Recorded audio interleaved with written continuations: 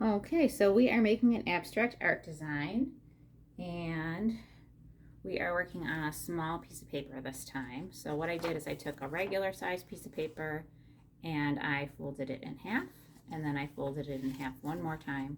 So it's like a little mini masterpiece today. And we are going to start also with a Sharpie marker and drawing any kind of wavy, curvy, loopy line around our paper.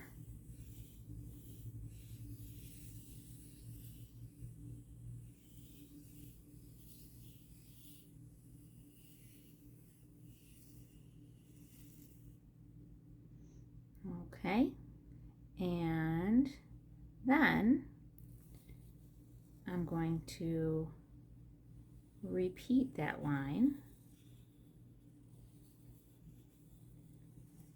just to make it a little bit thicker.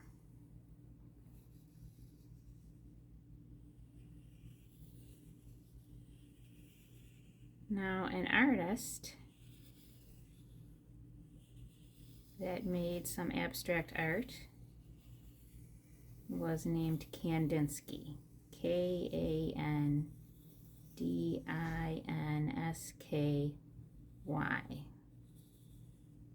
And he made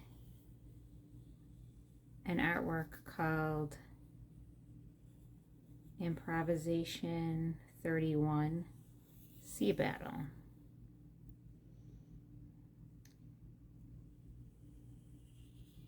And that was a good example of using black lines, different kinds of black lines, and also using different colors. And it's kind of fun to look at his work and try to figure out what is the sea battle that's going on. And that was done in 1913. So now that I've gone over my black lines, some spaces between the little black lines are left white. If you want, you could color those in so it's solid, but I sort of like that look of some of the lines having a little bit of white space in between. And I often, when I color in, do sort of an inline of the space and then carefully color in the rest of the space with lines.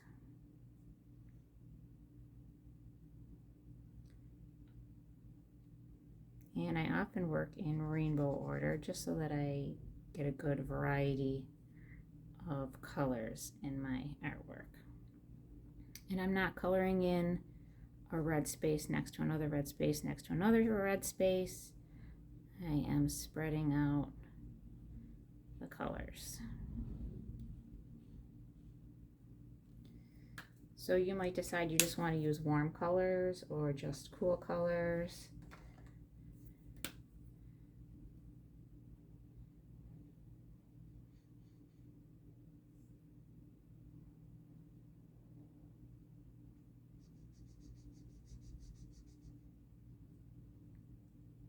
You might want to use analogous colors that are next to each other in the color wheel.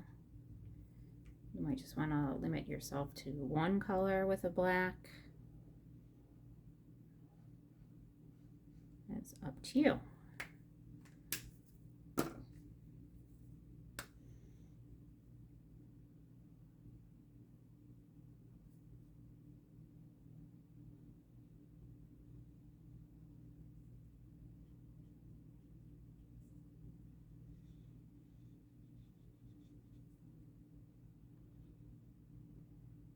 So hopefully you can take your time and work slowly and carefully and enjoy the process of coloring in. One of the good things about abstract art is that it doesn't have to look like anything in real life. Abstract art isn't supposed to look like real life. You make changes and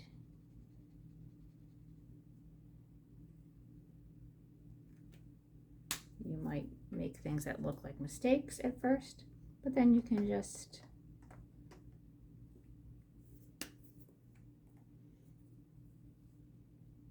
change it up to the way you want.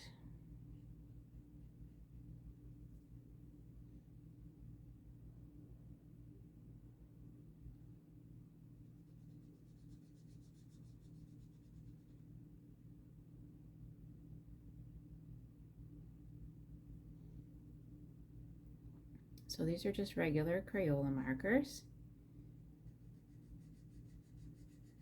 And this is just a plain piece of copy paper. So you don't always have to have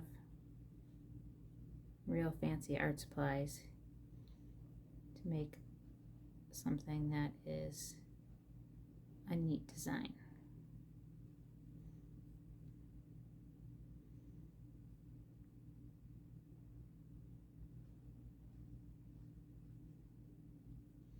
So sometimes when I'm working, I just pause for a minute and take a look at what I've done so far.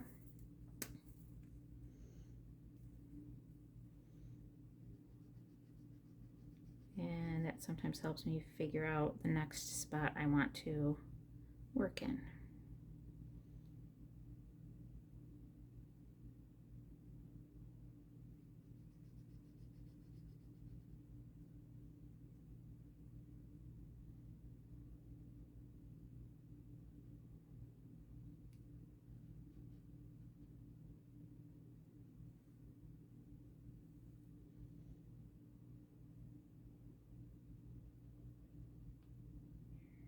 It is a lot easier to color in when you have fresh markers.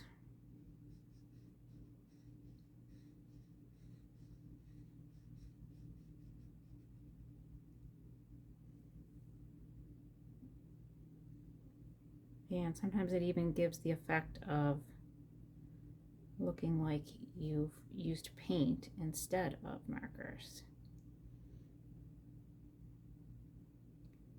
Especially if you color in line by line, like this. Or another way of coloring it is just, to color in back and forth. We call that making short strokes.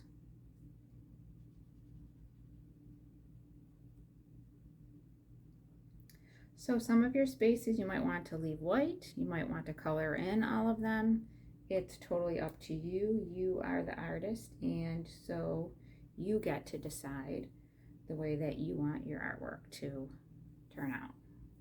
So good luck with your project, and I hope it turns out just wonderfully for you.